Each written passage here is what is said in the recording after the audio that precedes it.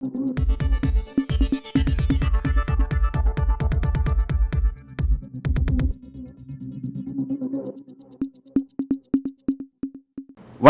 இது news focus Tamil. இன்றைய சிறப்பு விருந்தினராக நம்முடன் அரசியல் பேச மூத்த பத்திரிகையாளர் திரு மணி அவர்கள் இணைந்திருக்கிறார். சார் வணக்கம். சார், என்டிஏ அரசு, அதாவது மோடியினுடைய 3.0 அப்படிங்கிறது வந்து ஒரு கூட்டணி அரசோட ரன் ஆகிட்டு இருக்கு. குறிப்பாக வந்து முக்கியமான ஒரு நபராக வந்து சந்திரபாபு நாயுடு நிதிஷ் இருக்காங்க அப்படிங்கிறத பார்த்துருக்கோம். இப்போ வந்து சந்திரபாபு நாயுடு கடந்த காலத்தில் முக்கியமான அவர் கேட்டு பெற வேண்டிய முக்கியமான விஷயங்கள், அமைச்சரவையாக இருக்கட்டும், சபாநாயகர் இருக்கட்டும், இது போன்ற எல்லா விஷயத்தையும் தியாகம் பண்ணார். அது எல்லாமே மாநிலத்தினுடைய நலனுக்காக தியாகம் பண்ணார். இப்போ மாநில நலன் சம்பந்தமாக வந்து சென்ட்ரலுக்கு போயிருக்காரு, டெல்லிக்கு போயிருக்காரு, முக்கியமான டிமாண்ட்ஸ்லாம் அங்கே வச்சிருக்காரு. அவர் வச்சிருக்க டிமாண்ட்ஸ் நீங்கள் சிறப்பு அந்தஸ்து கொடுக்காட்டியும் பரவாயில்ல, 15,000 கோடி இமீடியட்டாக ஒதுக்குங்க அப்படிங்கிற மாதிரியான விஷயத்தை முன்வைக்கிறாரு. எப்படி இந்த விஷயம் பாஜக ஃபேஸ் பண்ணும், மோடி எப்படி ஃபேஸ் பண்ணார், அதை கொடுப்பாரா, கொடுக்குறது பட்சத்தில் என்ன பிரச்சனைலாம் வெடிக்கும், எப்படிலாம் அந்த டைமென்ஷன்ஸ் வந்து அடுத்து எப்படி நகரும்? சந்திரபாபு நாயுடு தயவில் தான் மோடி கவர்மெண்ட் நிற்கிது. இன்றைக்கி அவர்கிட்ட 16 எம்பிஸ் இருக்காங்க. முதல்ல ஒரு சபாநாயகர் பதவி கேட்டார், ரொம்ப வலிமையாக கேட்டார். ஆனால் மோடி அதை ஒத்துக்கல. வாஜ்பாய் ஆட்சி காலத்தில் நாயுடு சொன்னதை கேட்க வேண்டிய நிர்பந்தம் வாஜ்பாய்க்கு இருந்தது. ஏன்னா வாஜ்பாய்க்கு 182 எம்பிஸ் தான் இருந்தாங்க. வேறு மோடிக்கு 240 பேர், இந்த பிஜேபிக்கு 240 இருக்குது. சந்திரபாபு நாயுடுவோட 16, நிதிஷோட 12, சிராக் பாஸ்வானோட 5 சேர்த்தா உங்களுக்கு 33 வருது. கரெக்டாக 240, 33, 273, 272 மேஜிக் மார்க். ஸோ அது வந்து அவர் பெரிய அளவில் வலியுறுத்தாமல் இறங்கிக்கிட்டார். ஏன்னா அவருக்கு மாநிலத்துக்குள்ளே ரொம்ப பிரச்சனைகள் இருக்குது. ரொம்ப சுருக்கமாக சொல்கிறதுனா, நாயுடுவோட பிரச்சனை இப்போ என்னென்னு கேட்டிங்கன்னா, மிக மிக அவர் வந்து இப்போ 135 சீட்டை என்னமோ வந்து அங்கே 175 சீட் அசம்பிளியில் 135 சீட்டு ஜெயிச்சு தனிப்பெரும் மெஜாரிட்டி. பார்லிமெண்ட்டில் மொத்தம் இருக்க 25 சீட்டில் 16 சீட்டு ஜெயிச்சு வந்துட்டார். அவருக்கு வந்து இன்றைக்கி ரொம்ப பெரிய அளவில் வந்து நிதி நெருக்கடியில் அவர் மாட்டிக்கிட்டு இருக்கார். ஆந்திரா அரசு வந்து தொடர்ச்சியாக கடன் வாங்கி வாங்கி வாங்கி வாங்கி வந்து பெரிய அளவில் வந்து இன்றைக்கி வந்து சிக்கலில் மாட்டியிருக்குது. நீங்கள் ரிசர்வ் பேங்க் ஆஃப் இந்தியாவோட வெப்சைட்டுக்கு போய் பார்த்தீங்கன்னா, ஆந்திரா அரசாங்கம் வந்து எப்போயுமே வந்து ரெட் லைனில் தான் இருந்துக்கிட்டு இருக்கும். தொடர்ந்து ஓவர் டிராஃப்ட் வாங்கி இன்றைக்கி நேரத்தில் பல வருடங்களாக பல திட்டங்களுக்கு வந்து இன்றைக்கி வந்து நாயுடுக்கு வந்து பணம் வந்து ரொம்ப அதிகமாக தேவைப்படுது. இதுக்கு இன்னொரு முக்கியமான பிரச்சனை இப்போ என்னென்னா, கடந்த 5 வருஷம் அங்கே ஆட்சி பண்ண ஜெகன்மோகன் ரெட்டி அள்ளி தெளிச்சிட்டு போயிட்டார். குறிப்பாக வந்து ஜெகன்மோகன் ரெட்டியோட ஆட்சி காலத்தில் டைரக்ட் பெனிஃபிட் ட்ரான்ஸ்ஃபர், நேரடியாக நலத்திட்ட உதவிகள் கொடுக்கறதுன்ற பேர்லையும், நான் டிபிடி ஸ்கீம்ஸ் நேரடியாக கொடுக்காமல் மக்களுக்கு கையில் கொடுக்கறதுன்ற பேர்லையுமே வந்து 4.25 லட்சம் கோடிக்கு செலவு பண்ணியிருக்காங்க. 4.25 lakh crores செலவு பண்ணியிருக்காங்க. ஆந்திர அரசாங்கத்தோட, மாநில அரசாங்கத்தோட பொது கடன் வந்து 4.83 லட்சம் கோடி, 4.83 lakh crores. According to the Reserve Bank of India website, the Andhra government offered to sell securities worth 2,000 crores on June 11th through auctions. ஆட்சிக்கு இவர் வந்த பிறகு, ஜூன் 4ஆம் தேதி ஆட்சிக்கு வந்த பிறகு, ஜெயிச்ச பிறகு, ஜூன் 11ஆம் தேதி ரிசர்வ் பேங்க் ஆஃப் இந்தியாவோட வெப்சைட்டு படி 2,000 கோடிக்கு பங்கு பத்திரங்கள், செக்யூரிட்டிஸ், அதை விற்கிறதுக்கு அவர் முயற்சி பண்ணியிருக்காரு. ஏன்னா சம்பளம் கொடுக்கணும் செலவுகளுக்கு. As per one estimate, Naidu has to generate close to 1.21 lakh crore to fund his welfare schemes per annum. இப்போ நிறைய வாக்குறுதிகளை நாயுடு அள்ளி வீசிட்டார். இதெல்லாம் நிறைவேற்றுறதுக்கு, தட் இஸ் அவரோட ப்ராமிசஸ், போல் ப்ராமிசஸ், ஓகே, தேர்தல் வாக்குறுதிகள், மக்கள் நலன் சார்ந்த தேர்தல் வாக்குறுதிகள், மக்கள் நல திட்டங்கள், அவர் கொடுத்திருக்கக்கூடிய வாக்குறுதிகளான மக்கள் நல திட்டங்களை நிறைவேற்றுவதற்கு ஆண்டுக்கு 1.21 லட்சம் கோடி அவருக்கு தேவைப்படுது. 1.21 lakh crores அவருக்கு தேவைப்படுது. யாருக்கு? Chandrababu Naidu. On July 1st, Naidu has to disburse about 4,500 crore to 65 lakh pensioners across the state. இந்த ஜூலை 1ஆம் தேதி அவர் வந்து 65 லட்சம் ஓய்வூதியதாரர்களுக்கு ஓய்வூதியம் கொடுப்பதற்கு 4,500 கோடி ரூபாய் அவருக்கு தேவைப்படுகிறது. He has increased the monthly pension from 3,000 to 4,000 in general as part of his Super 6 guarantee. Super 6 guaranteeன்னு ஒன்று கொடுத்தாரு அவர் வந்து நலத்திட்டங்கள்ல. அதில் 3,000 ரூபாய் மாதம் பென்ஷன் வாங்குறவங்களுக்கு பொது பென்ஷன் அது 4,000 ரூபாய் உயர்த்துறான்னு சொல்லி விட்டுருக்காரு. salaries amount and additional 6,000 crores. மாநில அரசு ஊழியர்களுக்கான மாத சம்பளத்துக்கு அவருக்கு மாதந்தோறும் 6,000 கோடி தேவைப்படுகிறது நாயுடுவுக்கு. In the first month alone he has to spend about 10,000 crore. ஆகவே இந்த ஜூலையில் மட்டுமே அவருக்கு அந்த பென்ஷனர்ஸ்க்கு 4000 கோடி, சேலரிஸ்க்கு 6000 கோடின்னு 10,000 கோடி தேவைப்படுது. யாருக்கு? நாயுடுக்கு. This apart, he has to reimburse the Andhra Pradesh State Road Transport Corporation an amount of about 2,000 crore per annum for making bus riders free for men. பெண்களுக்கு இலவச பஸ் பேருந்து ப்ராமிஸ் பண்ணியிருக்காரு. அதை நிறைவேற்றுவதற்கு ஆண்டுதோறும் மாநில போக்குவரத்து கழகத்துக்கு 2000 கோடி ரூபாவை அவருடைய மாநில அரசு கொடுக்கணும். Meanwhile, he has to complete the promised greenfield capital in Amaravati. அமராவதியில் வந்து அவர் அந்த பசுமை விமான நிலையத்தை கட்டுறதுக்கு கொடுத்த ப்ராமிஸை வந்து நிறைவேற்றணும். 2014 after becoming the first chief minister of residual Andhra Pradesh, Naidu had pulled about 33 acres of land from the farmers of Amaravati to build a new capital. 2014 Telangana ஆந்திரான்னு பிரித்த பிறகு பிரிந்த ஆந்திர பிரதேசத்தோட முதலமைச்சராக பதவியேற்ற பொழுது அவர் கொடுத்த வாக்குறுதிகளின்படி அமராவதியில் வந்து தலைநகரம் கட்டுறதுக்கு 33,000 ஏக்கர் நிலத்தை வந்து அவர் வந்து சேகரித்து வச்சுருக்காரு. He had spent about 10,500 crore between 2014 and 19. இதில் ஆட்சியில் இருந்த 2014-19 அந்த அமராவதி நகரத்தை தலைநகராக உருவாக்குறதுக்கு 10,500 கோடி ரூபாயை வந்து செலவு பண்ணார். பட் ஜெகன்மோகன் ரெட்டி வந்தோன்னா அந்த தலைநகரத்தை மாத்திரன்னு சொன்னதால் அது அப்படியே நாசமாக போய் ரெட்டி வந்து 3 கேபிட்டல்னு சொன்னதால் அமராவதிக்கு செலவு பண்ணது அப்படியே அந்த துண்டா நின்று போச்சு. 10,500 கோடி ரூபாய் 2019 பிறகு. Naidu's initial budget of 21,000 crore in 2015 has now shot up to more than 40,000 crore. இந்த இனிஷியலாக வந்து 21,000 கோடியில் வந்து அந்த நகரங்களை உருவாக்கும்னு சொன்னது நீங்கள் 40,000 கோடியாக விலைவாசி உயர்வால் மாறி போச்சு, inflation. It is unclear where you will get these funds. இந்த பணம் எத்தனையும் அவர் எங்கேருந்து வரப்போகுது நாயுடுக்கு? The path ahead is filled with hurdles, but the people hope that the veteran leader who has fought many battles in the past will overcome these two. மிக கடுமையான முட்களால் நிறைந்த பாதையை எதிர்கொண்டிருக்கிறார் Naidu. But அவருடைய கடந்த கால அனுபவத்தில் அவர் பல போர்க்களங்களில் வெற்றி பெற்றவர் என்பதால் இந்த முறையும் வெற்றி பெறுவார்கள் என்று மக்கள் நம்புகிறார்கள். இது வெறும் நம்பிக்கை. யதார்த்தம் வந்து சுட்டெரிக்கக்கூடியது. இவ்வளவு தூரம் அவருக்கு வந்து ஆண்டுதோறும் அவர் கொடுத்துருக்கக்கூடிய தேர்தல் வாக்குறுதிகளை நிறைவேற்றுவதற்கு 1.21 lakh crores 1.21 லட்சம் கோடி தேவைப்படுது. மாநிலத்தோட கடன் வந்து 4.83 லட்சம் கோடி. ஆண்டுதோறும் மாதந்தோறும் அவருக்கு 10,000 கோடி மினிமம் தேவைப்படுது. வருமாய் வழியினங்கள் வந்து ரொம்ப குறைவாக இருக்குது. ஆகவே மிக கடுமையானது ஒரு நெருக்கடியில் சந்திரபாபு நாயுடு இருக்கிறார். நாம் ஏற்கனவே பேசியது போல நரேந்திர மோடிக்கு சந்திரபாபு நாயுடு எவ்வளவு தேவையோ அதற்கு இணையாக, ஏன் இன்னும் அதிகமாக சொல்லப்போனால் அதைவிட அதிகமாக சந்திரபாபு நாயுடுவுக்கு நரேந்திர மோடி தேவைப்படுகிறார். மத்திய அரசின் நிதி உதவி, நிதி திட்டங்கள் இல்லாவிட்டால் அன்றாட செலவினங்களை சமாளிப்பதும் நிர்வாகத்தை நடத்துவதும் சந்திரபாபு நாயுடுவுக்கு இமாலய சவாலாக என்று உருவெடுத்திருக்கிறது. அவரால் வந்து ஸ்பீக்கர் போஸ்ட்டு கொடு, இந்த மந்திரி பதவி கொடு, அந்த மந்திரி பதவி கொடுலாம் மோடியை நிர்பந்திக்கிற அளவுக்கு, மிரட்டுறது ரெண்டாவது, நிர்பந்திக்கிற அளவுக்கு எந்த வல்லமையும் இன்று சந்திரபாபு நாயுடுவுக்கு கிடையாது கிடையாது கிடையாது. அந்த மாநிலத்தோட நிதி நிலைமையை பார்த்திங்கன்னா அதுவும் ப்ராமிசஸ் அள்ளி விட்டுருக்காரு. சூப்பர் 6ன்ற பேரில் தள்ளாடி கொண்டிருக்கிறது ஆந்திர மாநிலம்.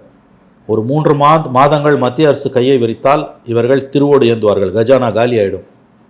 ஆகவே சந்திரபாபு நாயுடுவால் கடந்த காலங்களில் 98-2004 வாஜ்பாய் அரசை நிர்பந்தித்து பல நல்ல திட்டங்களை பெற்றது போல இந்த முறை நிர்பந்தித்து மோடியிடமிருந்து மாநிலத்துக்கு தேவையான நிதியை வாங்கக்கூடிய அரசியல் வல்லமை சந்திரபாபு நாயுடுவுக்கு இல்லை இல்லை இல்லை. இதுதான் உண்மை.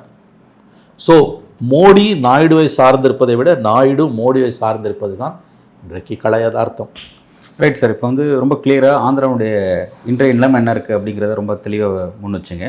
இப்போ இதெல்லாம் நிவர்த்தி செய்வதற்காக அவர் எல்லா விதமான முக்கியமான பதவிகள் எல்லாத்தையும் தியாகம் பண்ணி இந்த தன்னோட வாக்குறுதி நிறைவேற்றுவதற்காக போராடணும், அதுதான் நம்மளோட ஃபர்ஸ்ட் பீரியட் அப்படிங்கிற இடத்துக்கு நகராரு. இதை கொடுக்குறதுல மோடிக்கு என்ன நெருக்கடி இருக்குது? இப்போ அதை கொடுக்கும் பட்சத்தில் அடுத்ததாக வந்து பீகாரில் வந்து ஒரு சிக்கல், நிதிஷ்கிட்ட வந்து ஒரு சிக்கல், இந்த மாதிரியான விஷயங்கள் வரும். இதை கொடுக்கல இது ஒரு பிரச்சனை இருக்குது. ரெண்டாவது, இதை கொடுத்து அவர் ஸ்டேட்டில் தன்னோட பேரை நிலைநாட்டிக்கிட்டார்னா ஏற்கனவே மோடி வந்து ஸ்டேட்டில் யாரும் ஒரு பெரிய லெவலாக தலைவரை வளரக்கூடாது, மாநில கட்சி வளரக்கூடாது, அதோட தலைவர் வளரக்கூடாது அப்படின்ற லெவலில் அவர் ஒரு பாலிடிக்ஸ் பண்ணிகிட்டு இருக்காரு. இப்போ 2 சிக்கலுமே இதில் இருக்குது. மோடி இதை எப்படி ஹேண்டில் பண்ணுவார்? இல்லை, இப்போ அது வந்து ஒருவேளை இயற்கையின் அருட்கொடையால் வானத்திலிருந்து தேவதூதன் இறங்கி வந்து நலத்திட்டங்களை நாயுடு கொடுத்துறாரு, நாயுடு பவர்ஃபுல் லீடராக உருவாகிறாரு ஆந்திராவில்னா மோடிக்கு ஒரு பிரச்சனையும் கிடையாது. ஏன்னா நாயுடு மோடிக்கு சேலஞ்சராக வரப்போகிறது கிடையாது என்றைக்குமே. யோகி ஆதித்யநாத் பவர்ஃபுல்லாக வந்தார்னா சேலஞ்சர் மோடிக்கு, ஃபட்னாவிஸ் வந்தார்னா சேலஞ்சர், சிவராஜ் சிங் சௌஹான் வந்தார்னா சேலஞ்சர். நாயுடு வளர்றதால மோடிக்கு எந்த பிரச்சனையும் கிடையாது. அதனால் அந்த ஆங்கிளில் மோடிக்கு நெருக்கடி கிடையாது.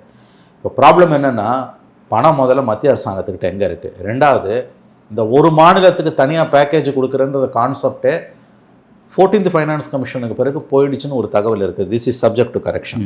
14 அல்லது 15வது நிதிக்குழு அறிக்கைகளுக்கு பிறகு ஏதாவது ஒரு மாநிலத்துக்கு தனியாக பேக்கேஜ் கொடுக்கறது கான்செப்டே இன்றைக்கி இல்லைன்றாங்க. ஸோ மோடி கவர்மெண்ட் நினைச்சாலும் ஆந்திராவுக்கோ அல்லது பீகாருக்கோ கொடுக்க முடியாதுன்னு ஒரு வலுவான கருத்து இருக்குது. இப்போ நான் சொல்கிறது ரொம்ப வேகாக சொல்கிறேன். ஓகே, இதில் கூடுதல் தகவல்கள் நமக்கு தேவைப்படுகின்றன. அதனால தான் நான் சொல்கிறேன் this is subject to correction. அதாவது மற்ற நிதிக்குழு பரிந்துரையின்படி, ஃபினான்ஸ் கமிஷன் ரெக்கமெண்டேஷன் படி சென்ட்ரல் கவர்மெண்ட் நினச்சா கூட வந்து ஒரு ஸ்டேட்டுக்கு மட்டும் இண்டிவிஜுவலிஸ்டிக்காக தனியாக துண்டாக்கி பேக்கேஜ் கொடுக்க முடியாதுன்றது தான் இன்றைய யதார்த்தம் என்று தகவல்கள் வருகின்றன.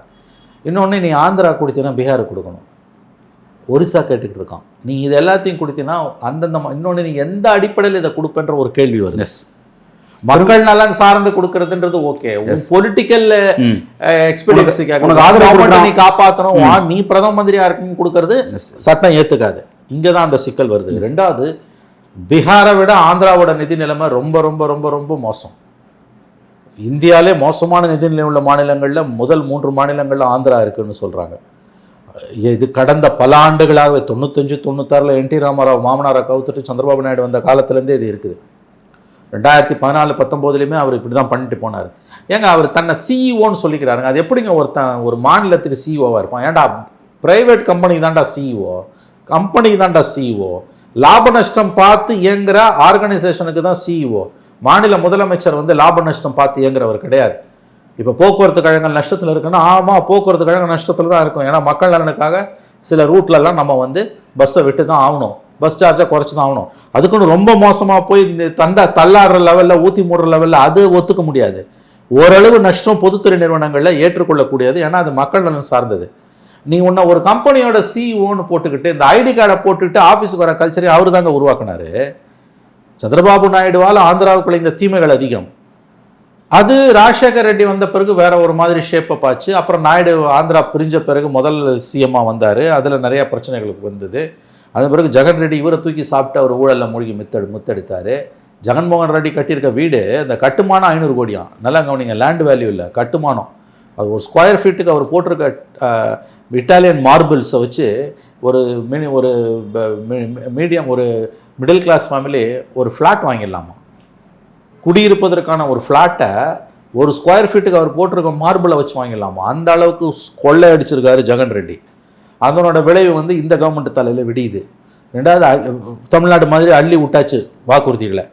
1.21 lakh crores per annum தேவைப்படுது. ஏன் கொடுப்பான்? மோடியே நினச்சாலும் கொடுக்க முடியாதுங்க. அது எப்படி மோடி கொடுப்பாரு?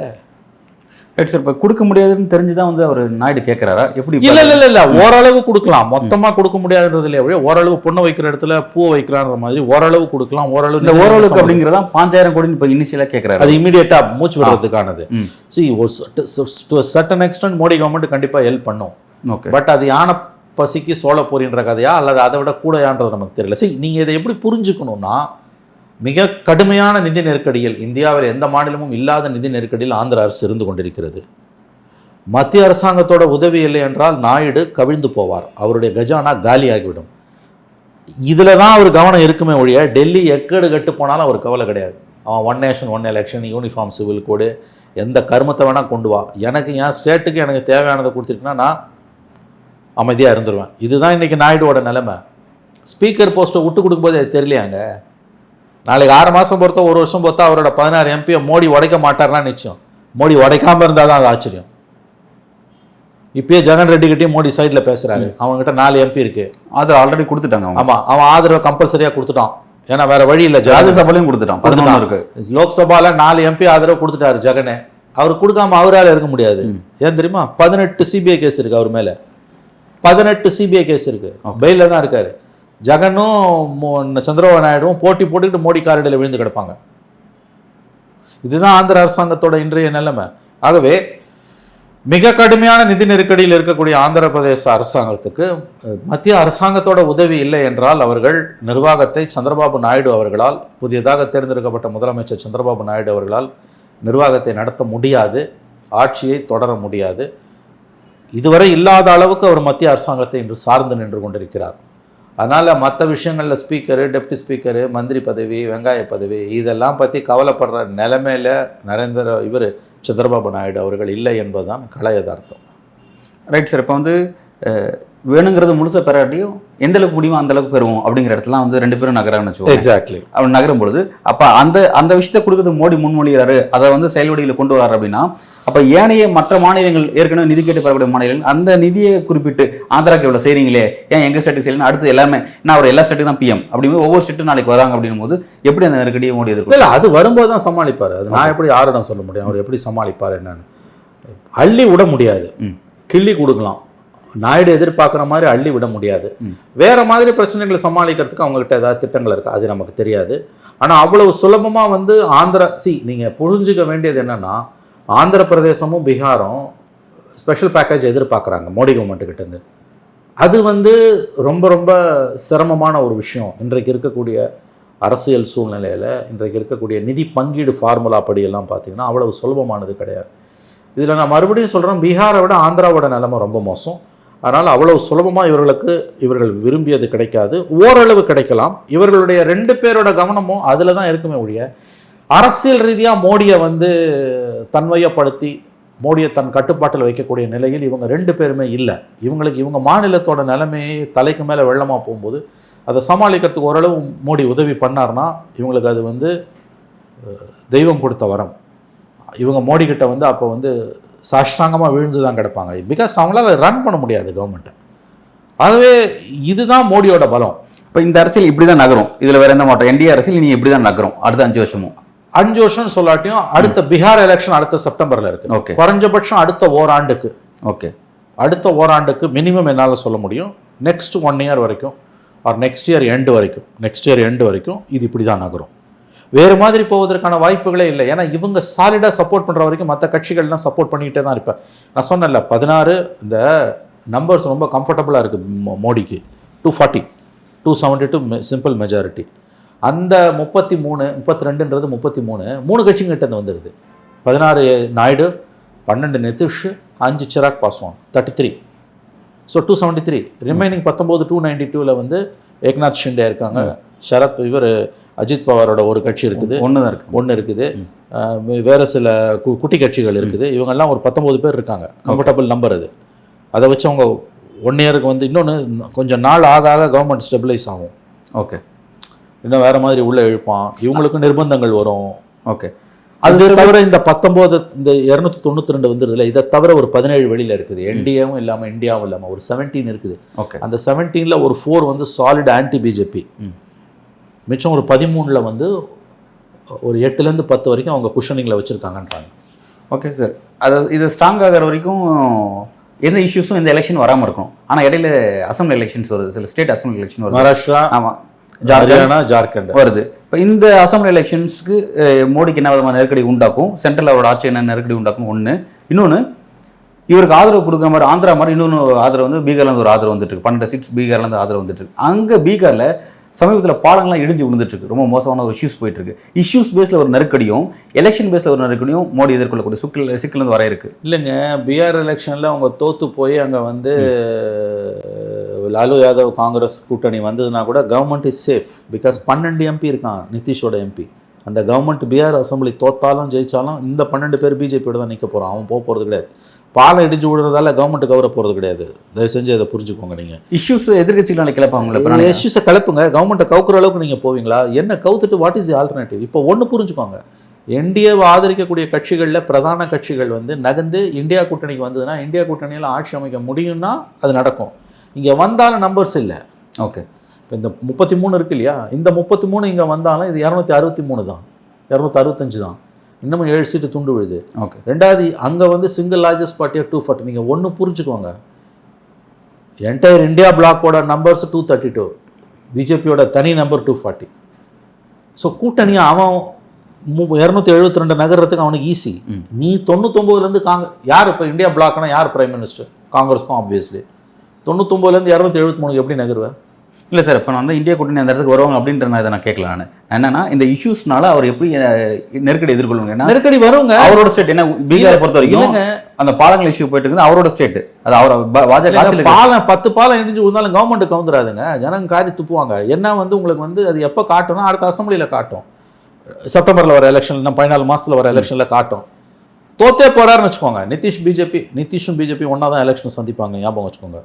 நிதிஷோட நெருக்கடி இன்னும் மோசமான நெருக்கடி. எப்படின்னா 78 பிஜேபி எம்பிஸ் 42 பேர் இருக்க நிதிஷ் ஆதரிக்கிறாங்க. தலைகீழ நடக்குதாங்க. ஒரு நாள் வந்து அவரால் சிஎம்மாக இருக்க முடியாது. ஆடுறாராமான்னு மோடி போடுற எல்லா வித்தைக்கும் டான்ஸ் ஆடக்கூடிய சுச்சுவேஷனில் தான் நிதிஷ் இருக்கார். அதனால தான் வெக்கமே இல்லாமல் நாடாளுமன்ற மைய மண்டபத்தில் மோடி காலடியில் போய் அவர் விழுந்தார். ஸோ அடுத்த 14 மாதத்துக்கு அங்கே பிரச்சனையே கிடையாது, எத்தனை பாலம் இடிஞ்சு விழுந்தாலும். ஓகே, அப்போ இஷ்யூஸ் வந்து இவருக்கு எந்த நெருக்கடி கொடுக்காது. அப்போ அசம்பிளி எலெக்ஷன்ஸ் என்ன நெருக்கடி கொடுக்கும்போது? இல்லை, இந்த 3 மகாராஷ்டிரா, ஜார்க்கண்ட், ஹரியானா.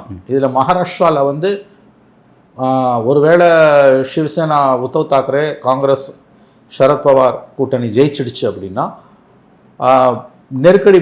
ஹரியானா அண்ட் ஜார்க்கண்ட் பெரிய அளவில் ரிசல்ட் எப்படி போனாலும் கவலை கிடையாது. மகாராஷ்டிரா மட்டும் பிஜேபி தோத்துடுச்சு, பவர் கையில் விட்டு போயிடுச்சுன்னா மோடிக்கான நெருக்கடி பிஜேபிக்குள்ளே அதிகரிக்கும். பட் கட்சிக்குள்ளேருந்து வர நெருக்கடியாக இருக்கும். கட்சிக்குள்ளேருந்து வர நெருக்கடி. ஆனால் மோடியை ரீப்ளேஸ் பண்ணுற அளவுக்கு போகாது. ஒரு விஷயத்தை நல்லா புரிஞ்சுக்கோங்க. இன்றைக்கி வந்து மோடிக்கு வந்து பிஜேபிக்குள்ளே அயன் கிரிப் இருக்குது, ஆர்எஸ்எஸ்க்குள்ளே அயன் கிரிப் இருக்குது. முந்தியெல்லாம் ஆர்எஸ்எஸ் வச்சது தான் சட்டம். இப்போ அப்படி இல்லை, மோடி ஆர்எஸ்எஸ்ஸையும் பிளந்து விட்டார். மோடியோட ஸ்பெஷாலிட்டின்னா டிவைடர் இன் சீஃப். எல்லாத்தையும் துண்டாக உடைக்கிறது. கட்சியை உடைக்கிறது, மாநிலங்களை உடைக்கிறது, எல்லாத்தையும் உடைக்கிறது தான் அவரோட வேலையை. பிளவுபடுத்தி டிவைட் என்ற ரூல் தான். இதை தான் மோகன் தலைமையிலான ஆர்எஸ்எஸ் 2 பிளந்திருக்காரா? அதாவது வெளியில் தெரியலையே ஒழிய முன்பெல்லாம் ஆர்எஸ்எஸ் ஒரு வாய்ஸில் பேசும். இப்போ ஆர்எஸ்எஸ்க்குள்ளே ஒரு பவர்ஃபுல் செக்ஷன் மோடியை ஆதரிக்குது. ஓகே, கம்ப்ளீட்டாக வந்து அவங்க மோடியை எதிர்க்கல. ஒரு செக்ஷன் பியூர் ஆர்எஸ்எஸ் பழைய ஐடியாலஜி பேசுகிறவன் அவன் எதிர்க்கிறான். பட் இப்போ இருக்கக்கூடிய சுச்சுவேஷனுக்கு அடாப்ட் ஆனவங்க, கரப்ட் ஆனவங்க, அவங்க வந்து மோடியை ஆதரிக்கிறாங்க. அதாவது அத்வானி பீரியடில், வாஜ்பாய் பீரியடில் ஆர்எஸ்எஸ் வந்து ஒரு குரலில் பேசியது. இன்றைக்கி அது 2 குரலில் பேசுது. ஒரு செக்ஷன் மோடியை பயங்கரமாக ஆதரிக்குது. நான் மறுபடியும் சொல்கிறேன், ஆர்எஸ்எஸோட ஐடியாவில் தெரிஞ்சவங்களுக்கு இது புரியும். ஆர்எஸ்எஸை பொறுத்த வரைக்கும் எவ்வளோ வருத்தங்கள் மோடி மீது இருந்தாலும், விமர்சனங்கள் இருந்தாலும், மோடி அவர்களை பொறுத்தவரையில் வாராது போல வந்த மாமணி. இந்த அஜெண்டாவை எவனாலும் நிறைவேற்ற முடியாது. ஸோ அவங்க வந்து மோடியை விட்டு கொடுக்க விரும்பவே மாட்டாங்க. எவ்வளோ தூரம் போனாலும், இயற்கையை பார்த்து ஏதாவது நிகழ்ந்தாலும் வழியும் உங்களுக்கு வேறு விதமாக எந்த விதத்திலும் மோடியை வந்து அத்வானியை நகர்த்துற மாதிரியெல்லாம் ஒருபோதும் வந்து அவர்களால் வந்து நகர்த்தவே முடியாது என்பதுதான் கலை யதார்த்தம். ஆகவே இந்த பின்புலத்தில் நாம் பார்க்கும் பொழுது இந்த 2 மாநில தேர்தல்கள், இந்த 3 மாநில தேர்தல்கள் பெரிய அளவில் மகாராஷ்டிராவில் தோத்தாங்கன்னா அவருக்கு உள்ளுக்குள்ள நிர்பந்தங்கள் அதிகமாகும். அதை நான் மறுக்கலை. இன்னும் அதிகமாக கட்சிக்குள்ளே அகாமடேட்டிவாக போகக்கூடிய நிர்பந்தத்தை மோடிக்கு அது உருவாக்கும். பட் ரீப்ளேஸ் பண்ணுற அளவுக்கு போகிறதுக்கு வாய்ப்புகள் குறைவு. அதற்கு வாய்ப்புகள் குறைவுன்னு தான் இப்போ இருக்க நிலைமையை வச்சு நான் சொல்கிறேன். அன்லஸ் வேறு ஏதாவது சம்திங் பெருசாக நிகழ்ந்தால் ஒழியும். இன்றைக்கி கட்சி வந்து அவங்க கண்ட்ரோலில் இருக்குங்க. 2வது பணம் வச்சுருக்காங்க. இந்த ரெட்டையர்கள், இந்த குஜராத்தி ரெட்டையர்கள் மிக அதிகமான அளவில் பணத்தை வச்சுருக்காங்க. அதனால் அவர்களை வந்து அவ்வளோ சுலபமாக வந்து நகர்த்துறதுன்றது வந்து நடைமுறைக்கு பொருந்தாதது. இன்னொன்று, ஆர்எஸ்எஸ் ஐடியாலஜி தெரிஞ்சவங்களுக்கு இந்த 10 வருஷத்தில் நிகழ்த்தப்பட்ட சாதனைகள் வித்தின் கோட், அவங்க ஆங்கிளில் பார்த்தா சாதனைகள், மோடி அவங்க வந்து ஒருபோதும் இழக்க விரும்ப மாட்டாங்க. மோடி ஆர்எஸ்எஸ்ஸை பொறுத்தவரையில், மோடி மீது ஆர்எஸ்எஸ்ஸுக்கு, மோகன் பகவத்துக்கு 1000 விமர்சனங்கள், வருத்தங்கள் இருந்தாலும் வாராது போல் வந்த மாமணி தான் மோடி அவங்களுக்கு. Right sir. இப்போ வந்து அவர் தன்னை கன்சாலிடேட் பண்ணுறதுக்காக இன்னும் ஒரு வருஷத்தில் தன்னை கட்சியை என்டிஏ கன்சாலிடேட் பண்ணுறதுக்கான அரசியல் நோக்கி நகர்ந்து போகிறாரு. இந்த பாலிடிக்ஸு போகும்போது இடையில வந்து இஷ்யூஸ் வந்து ஒரு பிரச்சனை உண்டாக்காதுங்கிறீங்க. வரக்கூடிய எலெக்ஷனில் பொறுத்து மகாராஷ்டிரா தவிர பெரிய வேறு எதுவும் அவருக்கு இம்பாக்ட் உருவாக்காது அப்படிங்கிறது சொல்கிறீங்க. இப்போ வலிமையான எதிர்க்கட்சி ஒன்று ஆப்போசிட்டில் இருக்குது. அவங்க வந்து ஒவ்வொரு முறையும் பார்லிமெண்ட்டில் வந்து ரொம்ப நெருக்கடிகள் கொடுத்துட்டாங்க. இஷ்யூஸ் பேஸில் பிரச்சனை எழுப்புறாங்க. மற்ற விஷயம்லாம் கூட அதை தள்ளி விட்டு போகலாம். பட் இஷ்யூஸ் பேஸில் வந்து அவர் அட்ரஸ் பண்ணியான இடத்துல இருக்காங்க. அப்போ அந்த நெருக்கடி அப்படின்னு வந்துட்டே இருக்கும்போது அது வந்து வெளியில் அவர் கன்சல்ட் பண்ணுறது எதுக்கும் பிரச்சனை உண்டாகுதா? பார்லிமெண்ட் அப்படின்ற அரசியல் அதுக்குள்ளேயே முடிஞ்சிடும், வெளியில் அதுக்கும் எந்த சம்மந்தம் கிடையாது, அவர் இப்படி தான் அரசியல் ரன் பண்ணுவாங்க. நீங்கள் பார்லிமெண்ட்டுக்குள்ளே என்ன நெருக்கடியை உருவாக்குனீங்கனாலும் at the end of the day bills எல்லாம் நீங்கள் பிளாக் பண்ணுறீங்கன்னா மெஜாரிட்டி யார் பக்கம் இருக்குது? என்டிஏ கிட்ட தான் இருக்குது. 292 இருக்குது. வெளியில் இருக்க 17 ஒரு 10 அவங்கக்கிட்ட இருக்குது. அது மொத்தமாக எதிர்க்கட்சிகளுக்கு போக போகிறது கிடையாது. 292 வச்சு அவங்களால வந்து அவங்க விரும்புகிற மசோதாக்களை நிறைவேற்ற முடியும். கான்ஸ்டியூஷனல் அமெண்ட்மெண்ட்லாம் பண்ண முடியாது, 2/3 வேணும், அதை செய்ய மாட்டாங்க. அதனால் வந்து ஒரு நாடு ஒரு தேர்தல், பொது சிவில் சட்டம் இதெல்லாம் வந்து பின்னுக்கு தள்ளப்படும் இப்போதைக்கு. மற்றபடி பொருளாதார ரீதியாக வந்து அவங்க என்ன மாதிரியான கொள்கைகளை, முக்கியமான கொள்கைகளை விரும்புகிறாங்களோ, பட்ஜெட் அவங்க எப்படி இருக்குன்னு விரும்புகிறாங்களோ அதெல்லாம் அவங்களால சாதிக்க முடியும். அவங்ககிட்ட மெஜாரிட்டி இருக்குது. தயவு செஞ்சு அதை புரிஞ்சுக்கோங்க. நம்ம ஊரில் ஒரு பெரிய தப்பு என்ன நடக்குதுன்னா, தப்புனா ரொம்ப அபத்தமான அவலமான ஒரு காரியம். குறிப்பாக தமிழ்நாட்டில் சமூக வலைதளங்களில் பேசக்கூடியவங்க, அவங்க பேசுகிறத பார்த்தாலே நமக்கு யார் ஜெயிச்சானே ஆச்சரியமாக இருக்குது. ஒருவேளை பிஜேபி தோற்று இந்தியா கூட்டணி ஜெயிச்சிச்சோன்னு தான் நமக்கு தோணும். அந்த அளவுக்கு அபத்தமாக பேசுகிறாங்க. அவனுக்கு 400 சீட்டுன்னு சொல்லி 240 சீட்டு தான் அவன் ஜெயிச்சிருக்கான், அதனால் அவன் தோத்துட்டான்றாங்க. அபத்தமான வாதம். அவனுக்கு 303லேருந்து 240, அவர்களுக்கு 303லேருந்து 240 கிடச்சிருக்கு. ஆனால் கூட்டணிக்கு 292 கிடச்சிருக்கு. கடந்த முறை என்டிஏக்கு வந்து 333 இருந்தது, இந்த முறை என்டிஏக்கு 292 இருக்குது. தனியாக வந்து பிஜேபிக்கு மெஜாரிட்டி இல்லைன்றது உண்மை. ஆனால் மக்கள் வந்து வீட்டுக்கு அனுப்பல, அவங்கள கடிவாளம் போட்டு எச்சரித்த ஆள் அனுப்பியிருக்கிறார்கள். அதாவது இந்த முடிவு நல்லா ஞாபகம் வச்சுக்கோங்க. உங்களுக்கு பிடிக்குதோ பிடிக்கலையோ, இந்த தேர்தல் முடிவு என்பது பிஜேபிக்கும் என்டிஏவுக்கும் கொடுக்கப்பட்ட தேர்தல் முடிவு. அவர்கள் தான் வெற்றி பெற்றிருக்கிறார்கள்.